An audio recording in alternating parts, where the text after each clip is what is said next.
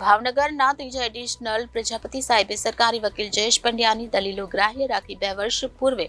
મૂળ આણંદ જિલ્લાના બાકરોલ ગામે રહેતા અને હાલમાં ભાવનગર શહેરના હાદાનગર વિસ્તારમાં રહેતા શખ્સે ફક્ત 4 વર્ષ અને 10 માસની માસૂમ બાળા સાથે દુષ્કર્મ આચરતા જે તે સમયે બોરતળાવ પોલીસ સ્ટેશનમાં ગુનો નોંધાયો હતો. આ અંગેનો કેસ આજરોજ ભાવનગરના ત્રીજા એડિશનલ સેશન જજની અદાલતમાં ચાલી જતા અદાલતે સરકારી વકીલની દલીલો, આધાર પુરાવા, સાક્ષીઓ વગેરે ધ્યાનમાં રાખી આરોપીને 20 વર્ષની સખત કેદની સજા તેમજ ભોગ બનનારને ગુજરાત સરકારના વિક્ટિમ કોમ્પેન્સેશન સ્કીમ હેઠળ ₹3 લાખ વળતર પેટે ચૂકવવા અદાલતે હુકમ કર્યો હતો. પ્રાપ્ત વિગત મુજબ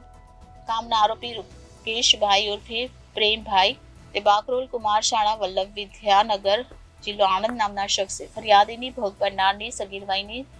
દીકરી ઉંમર વર્ષ 4 વર્ષ 10 માસને તારીખ 22/11/2022 તેણીને શેરીમાં રમતી હતી ત્યારે આરોપીએ ભોગ બનનારને સાત પાડી સિક્કો આપવાનું કહી ઘરમાં બોલાવી સિક્કો આપી દરવાજો બંધ કરી સગીરા સાથે દુષ્કર્મ આચર્યું હતું. જે તે સમયે ભાવનગર શહેરના બોરતળાવ પોલીસ મથકમાં આરોપી રૂકેશભાઈ વજાભાઈ ઘાભાઈ સામે ગુનો નોંધાયો હતો. આ અંગેનો કેસ આજ રોજ ભાવનગરના ત્રીજા એડી સેશન જજ શ્રી પ્રજાપતિ સાહેબની કોર્ટમાં ચાલી જતા સરકારી વકીલ જયેશ પંડ્યાની અસરકારક દલીલ, આધાર પુરાવા, સાક્ષી વગેરેને ધ્યાનમાં રાખી આરોપી રૂકેશભાઈ ઉર્ફે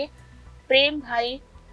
નો ગુનો સાબિત માની આરોપીને કસૂરવાર ઠરાવી પોક્સો એક્ટ કલમ 4 ગુનામાં 10 વર્ષની સખત કેદની સજા કરવા અને ₹500 નો દંડ અને જો દંડની રકમ ન ભરે તો વધુ 1 માસની સાદી કેદની સજાનો હુકમ ફરમાવ્યો છે તથા પોક્સો એક્ટ કલમ 6 ગુનામાં અન્વયે 20 વર્ષની સખત કેદની સજા કરવા અને ₹500 નો દંડ અને જો દંડની રકમ ન ભરે તો વધુ 1 માસની સાદી કેદની સજાનો હુકમ ફરમાવ્યો હતો.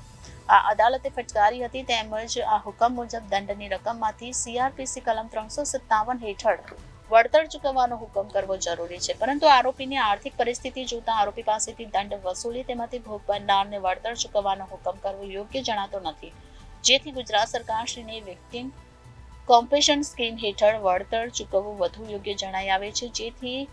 કોડની કલમ 357A અન્વયે ભોગ બનનારની વય, કેસના સંજોગો, તેની આર્થિક તેમજ સામાજિક સ્થિતિ જોતા તેણીને ₹3 લાખ વળતર ચૂકવવાની ભલામણ સાથે આ ચુકાદાની નકલ જિલ્લા લીગલ ઓથોરિટીને મોકલી આપી હતી. Reporter Firoz Malik, Janadesh news, Bhavnagar.